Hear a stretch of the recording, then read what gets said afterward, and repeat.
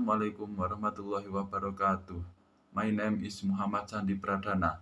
NIM 200501110077.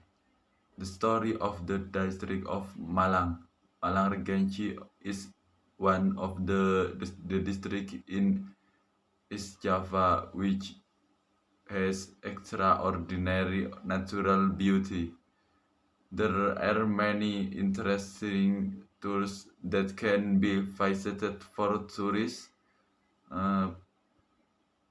purposes such as beaches, cool mountains, to historical and religious tours that can be fun. Malang Regency is also the third largest district on the island of Java.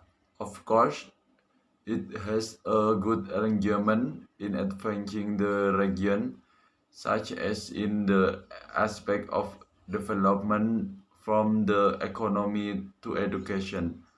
Of course, in the past 5 years, there have been many changes in the district of Malang.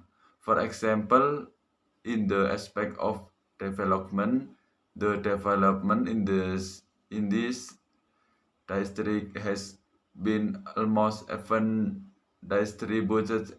Initially, there were roads made of mud or cash.